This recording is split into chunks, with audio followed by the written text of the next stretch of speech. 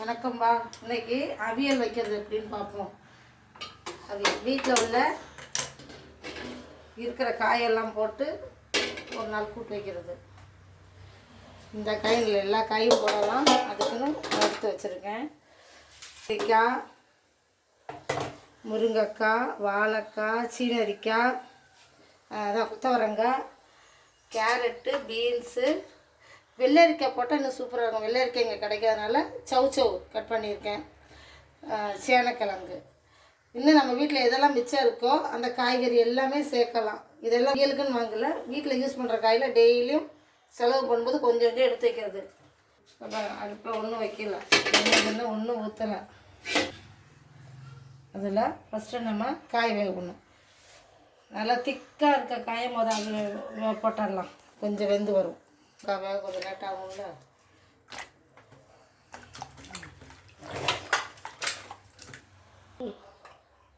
தேங்காய் எண்ணெய் நிறைய ஊற்றலை, 2 ஸ்பூன் தான் தேங்காய் எண்ணெய். சாஸ்திரத்துக்கு ஊற்றுற மாதிரி ஊற்றுங்க. என்னென்னா வெட்டுறது நீட்டை வாக்கில் வெட்டணும். இதுதான் மெயின். அவியலுக்கு காய் வெட்டுறதெல்லாம் நீட்டை வாக்கில் ஒரே சைஸில் வெட்டணும். எல்லாமே நீட்டை வாக்கில் வெட்டணும்.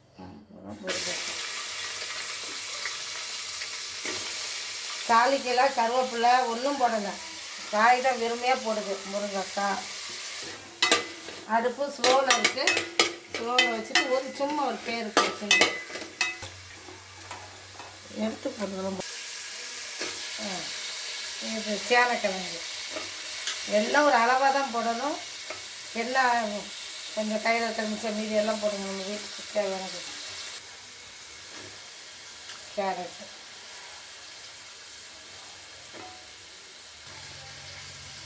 பீன்ஸு,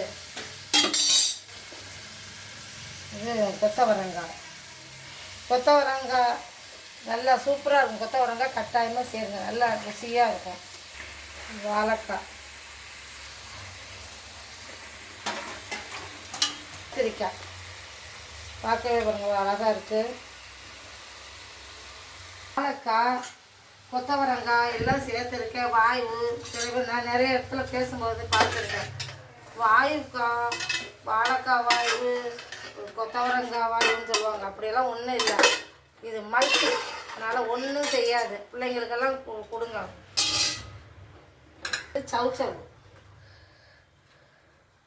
சவுச்சவு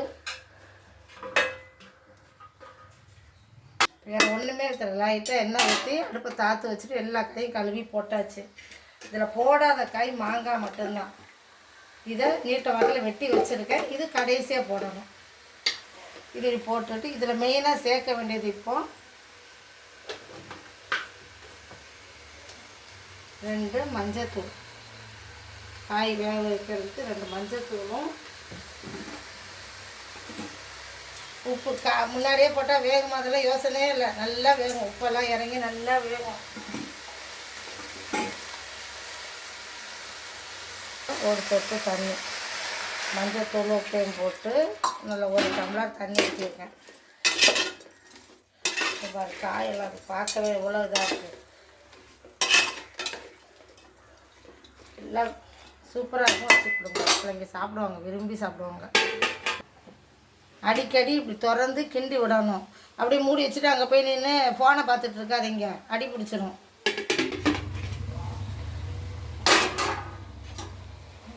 எடுத்து கிண்டி விடுங்க.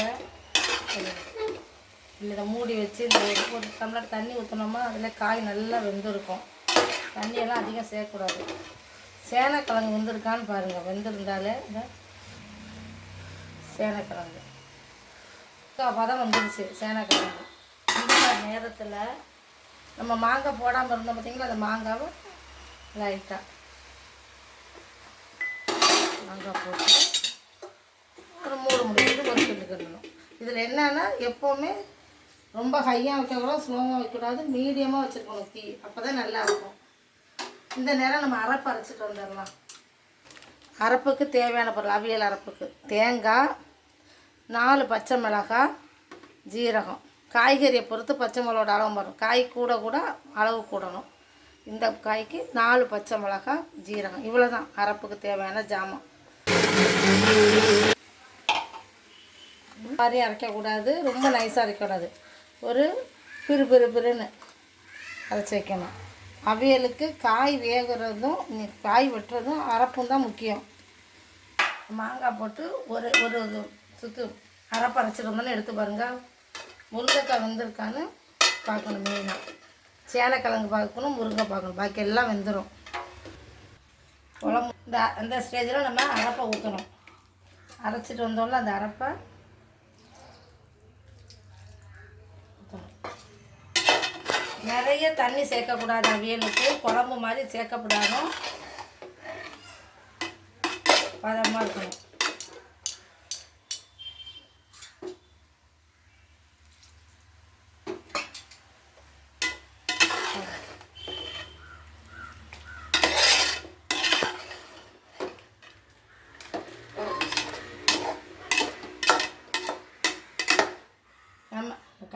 நம்ம அவியலுக்கு புளி சேர்க்கலை. ஏன்னா இதில் வந்து மாங்காய் போட்டிருக்கிறதுனால புளி சேர்க்கலை. ரொம்ப புளிக்காத தயிர், ரொம்ப ஒரே இதுவாக இருக்கிற தயிர், புளிச்சிடக்கூடாது, புளிப்பும் இருக்கணும், ரொம்ப புளிச்சிடக்கூடாது. அந்த மாதிரி தயிரை வந்து அவருக்கு ஒரு எடுத்தோம்னா அந்த டேஸ்ட் வந்து கூடுதலாக. ஏன்னா புளி போடாததுனால நம்ம மாங்காய் சீசன் இல்லைன்னா புளி போடலாம். புளி போட்டால் அந்த தயிரும் ஊற்ற வேண்டாம். இது புளி போடாததுனால இது அவியல் ரெடி. ஒரு கொதி இந்த அரைப்பு போட்டு கொதி வருது பாருங்கள். இந்த மாதிரி நேரத்தில் முக்கியமாக என்ன செய்யணும்னா பச்சை கருவேப்பிலை. இதில் தாளிப்பு கிடையாது. அவியலில் தாளிக்கெல்லாம் ஒன்றும் செய்யலை. காய்கறி வேக போட்டு அரைப்பு போட்டு அவ்வளோதான். பச்சை கருவேப்பிலையே போடணும். போட்டுட்டு இதில் ஃபைனலாக என்ன பண்ணணும்னா மெயினாக பண்ணக்கூடிய ஐட்டம் இது. ஒரே ஒரு பச்சை தேங்காய் எண்ணெய் ஒரு ஸ்பூன், அவ்வளோதான். அவியல் ரெடி. அவியல் கண்ணுக்கு மட்டும் குளிர்ச்சி இல்லை, வாய்க்கு ருசியாக இருக்கும் அவியல்.